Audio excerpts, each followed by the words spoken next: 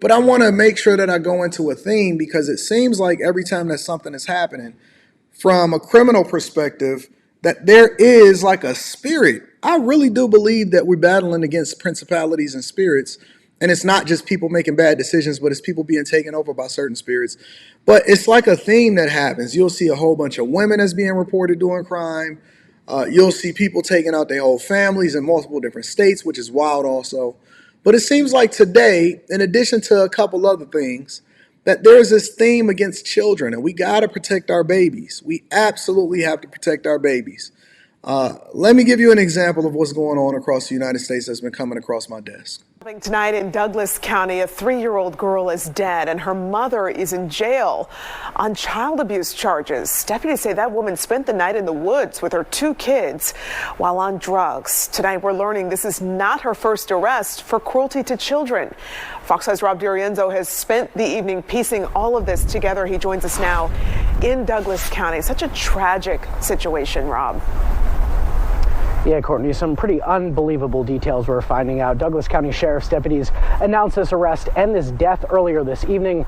The woman claimed she was lost in the woods, but deputies say her phone was on the entire time. This wet, cold weather proved deadly for her 3-year-old daughter.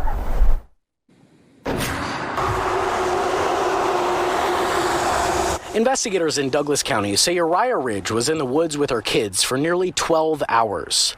Deputies responded to the Foxhall Resort on Caps Ferry Road and found Ridge and those 2 kids last Tuesday. They say the kids were drenched. The low the night before was just 27 degrees. Medics took them to the hospital where the 3-year-old girl, Elena, died.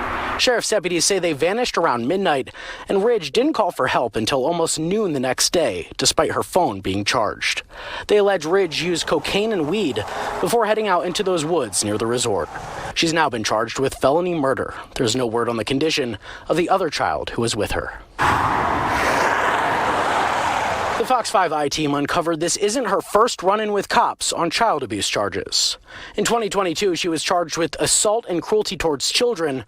According to the warrant, she was accused of beating Alina, who was 2 at the time, while dropping her while she was, quote, heavily intoxicated.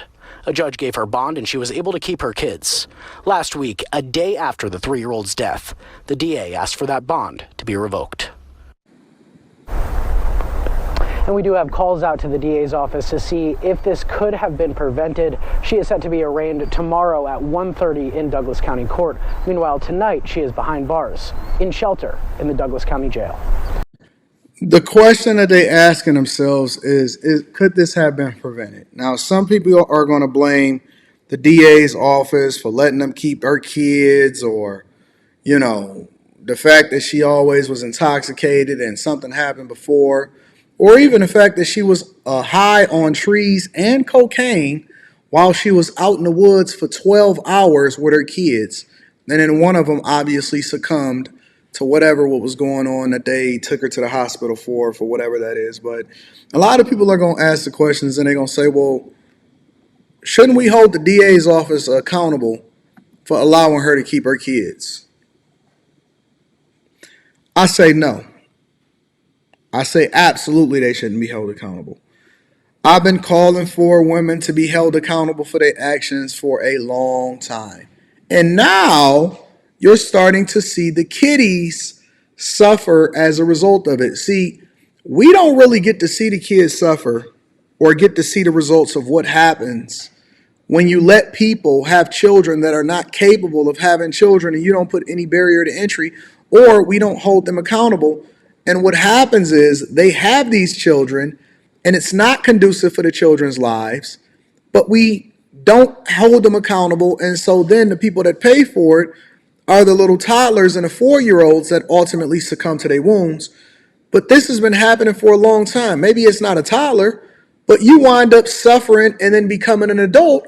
And then you guys are the ones that are carrying this trauma that comes along with your parents that should not have having kids in the first place, that's making bad decisions, but they don't have no problem with opening up their legs to the wrong people for them, and they're not stable. They're not meant to have children, but y'all keep arguing with me about everybody should have the right to do what they want to do and have kids, and then you want to hold somebody else accountable for what happens to those kids. But no, we should be holding the people accountable that's having children in the first place. And so now maybe you start to see why I'm so passionate about it. It's because the children are the ones that pay for the sins of their parents. She gonna get 3 hots in a cot. Worst case scenario, she get life. She gonna be warm. She gonna be taken care of. Your taxpayer dollars are gonna be taken care of her. Her other kid is probably gonna go in the hands of a relative or a foster care system. And meanwhile, the little kid is already gone. No father, nowhere to be mentioned in any of these conversations. But again, y'all think it's cool to be single baby mamas, and y'all haven't changed y'all lifestyle. You still doing cocaine. You still smoking trees. You still taking your kids in the woods. You still not fit to be a parent. And our babies are the ones that suffer as a result of it. And then you have to have some kind of traumatic bond to them. And you trying to convince these people to do something better. And they don't care. They ain't care before, and they're not going to care after you hold them accountable. So what's the solution? It's not to hold the state accountable. That ain't got nothing to do with the state. They got something to do with your own personal decisions. But that's not it. Our kids is under attack in more ways than one, y'all. More ways than one. This, obviously, is the girlfriend of the man that went on a killing spree for his whole family, and she has been arrested also.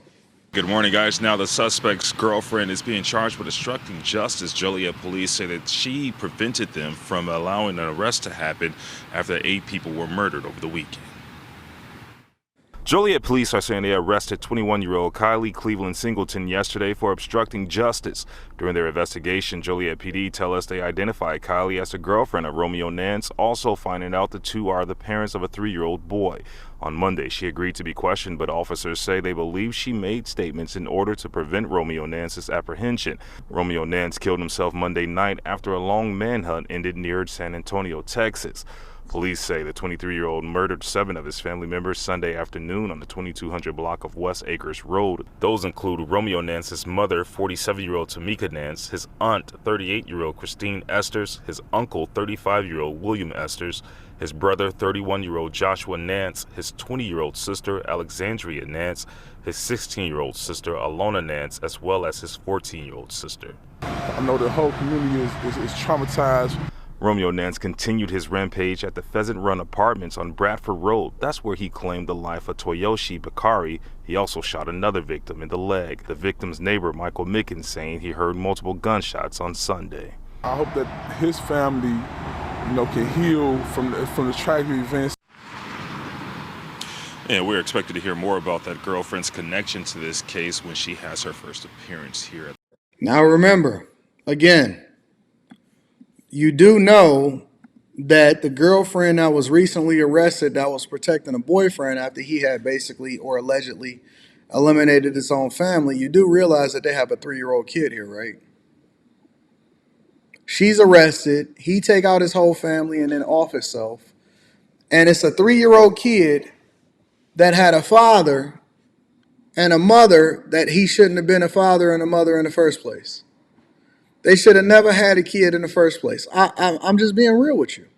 Somewhere, somehow, 20 years from now, 30 years from now, that 3-year-old kid is going to be on social media in whatever form, some AR, VR reality, in the metaverse. Hopefully I'm retired by then and I'm just completely disconnected from social media altogether because I don't want to hear it. How old am I going to be? 61? 30 years from now, 71? I'm disconnected. I don't even want to hear what y'all got going on. I'm going to be on the beach somewhere over in Hawaii having a good time. Me, Oprah, and if she's still around, me, Oprah, and Mark Zuckerberg. We all going to be rich as hell. Y'all still going to be hating Oprah, and I'm going to be chilling with them on the beach over there in Honolulu. And I'm telling you, man, 30 years from now, they're going to be on the internet telling their story with some kind of virtual reality podcast and having some kind of trauma bond with somebody else, and it's just going to be perpetuated over and over again because that's the way that it go. The children pay for the sins of their parents. He running around, busting down the chick. How you going to have a girlfriend and you mentally unstable at the same time? How you going to have 2 struggles? How you going to have 2 struggles? But that's not it, ladies and gentlemen. It's all across the United States of America is running rampant in more ways than one. A man's been arrested and charged for allegedly raping a 10-year-old girl. he met online in East Harlem. Fox 5's Linda Schmidt is live outside the NYPD's 25th precinct, where he has just walked out this afternoon. Linda. Yeah, hi there, Steve and Natasha. This story absolutely stomach-turning. A 10-year-old little girl allegedly raped by a 23-year-old man. Go ahead and take a look. This is video here of the suspect from late this afternoon. His name is Draquan Drayton Howard of the Bronx. He turned himself into police today. He is charged with raping a 10-year-old girl that he met on the adult dating app Bumble. Now, Let me guess. She looked mature for her age, huh? Is that what Draquan gonna say from the Bronx? Hey, shout out to the Bronx. Let me give a round of applause for the Bronx. Let me give a round of applause for the Bronx out here meeting 10-year-olds on Bumble. Probably out here saying, but they look mature for their age. Hey, I want to see y'all argue with me on this one. On After Hours. I want to see y'all argue with me on this one on After Hours. You saw it through with a 10-year-old, huh, funny? Huh? You think that's cool? Now, the rape happened on January 6th. That was just about 3 weeks ago. The NYPD says he met the little girl in the area of East 122nd Street and 3rd Avenue in East Harlem about 9 o'clock at night on January 6th. And then he took her to an apartment where he raped her. Community activists held a news conference this week calling on the public to help identify and find the suspect. And today, they also had a very strong message for parents. I'm glad that the community came out, spoke up, got this guy off the streets. We need more parents involved in their children, because at the end of the day, there's predators out there on the internet. And if we're not monitoring, what they do on the internet, this could potentially happen again. So we want to stop this. We want to stop it where this here ends, to prevent it from knocking on somebody else's door. And the NYPD also telling me tonight that this suspect has no prior arrests. Here's my question, y'all. Let me put it back on him, because I want you to see who your monsters are.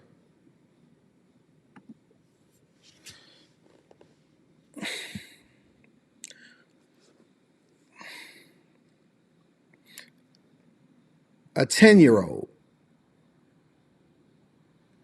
was able to get picked up and driven to an apartment after being on a dating app called Bumble and getting in contact with a 23-year-old. Now, I don't think that there's any disagreement that this dude is a monster, and he's probably not going to have a good time when he go to prison or jail. His time will be very, very uncomfortable. Very, very uncomfortable. Okay. I think that goes without saying to even describe the heinous act of a person as 23-year-old to even entertain a conversation with a 10-year-old. A 10-year-old girl. You know what it's like to have to parent and discipline and seeing these little kids and all of this. I be seeing these little kids run around in Taekwondo. I'll be like, oh, hey, we got to cheer them on. Yay. And to think that it's a 23-year-old man that's out here getting in touch with these little kids and hunting and seeing it through, going to pick them up and taking them to an apartment building. But that's not even a question, right? Because we know that you're Satan's spawn, okay? Here's my question, and this is something that I want to pose to the chat. Should the parents also be held accountable for what happened to the 10-year-old? Let me say that one more time for the people in the back. Should the parents also be held accountable for what happens when a 10-year-old is on Bumble? How does a 10-year-old download Bumble in the first place? That's number one. Number two, how does a 10-year-old then get in contact with somebody and then get picked up by them and then taken to an entire apartment building? And then y'all got to call on the community. Listen to what they said. They said they had to call on the community to go and find out what happened in order to get this guy arrested in the first place. How was this a thing? How was this a thing? How do you not hold accountable whoever the parents are? And I'm honestly, this is a question that I'm just posing to the chat. Are we so disconnected from reality? Are we such bad parents? Are we such in a state of emergency to where we don't even have a conversation about the parents no more? Nobody is asking the questions. Nobody is asking these questions anymore. We see the babies. They the ones that's suffering. They gonna grow up. This little girl gonna grow up and say, I had to do what I had to do in order to get what I wanted to get. They gonna one day be an adult. That's the weird thing about it, is that these little kids right now that's going through this, for every story that I showed on this particular segment, they are going to grow up and be an adult. And when they become an adult, that means that they're going to one day become somebody's spouse or somebody's girlfriend or somebody's boyfriend or somebody's girlfriend if they a girl, or somebody's boyfriend if they a boy. And then we're going to justify what it is that they identify as by saying respect their pronouns and stuff like that. When in reality, we not really solving for what the problem is within the communities in the first place and with this culture in the first place. So all we doing is now letting the inmates run the insane asylum. They're going to vote. They're going to determine their leaders. They're going to change laws when it comes to our schools. They're going to have monies. They're going to then become whatever it is that they was trying to run away from. They never ever going to solve for or heal from the problem because they never should have been in this situation in the first place. And you know who's never going to be held accountable as a result of it? The parents. The parents. The parents get to run away scot-free and have a good old time. We don't even know half the time if these people even got a father. We never, ever, and when I say never, I mean ever. We never, ever, ever, ever hear of any father that is in the picture. They don't show up. They don't be at the trial. They don't come in and say, oh my God, I can't believe what happened. They not going after whoever it was that allegedly did whatever the crime it was to the kid. It's just never, ever, ever, ever a two-parent household that most of the time this happens is. When you see these crimes happen, and it be a crime against the kid or the family or something, why is it that we very rarely ever hear that it's a two-parent household? And the only time that we ever seen it happen in 2023 was with Carly Russell when her sent father was up there looking like a fool, looking like Boo Boo the Fool, going along with whatever Carly Russell and the mother was talking about. That's the only time that we ever seen it. That's the only time we seen the father on camera. Every other time, for every other crime story, for every other thing that's happening, some mama shoot the boyfriend or whatever, is never, ever a father that is in the picture, that is standing tall, because it does not happen or is less likely to happen when you have a two-parent household of stable people that's having children in a marriage. Y'all keep doing what y'all want to do, and we're going to see how that play out for you.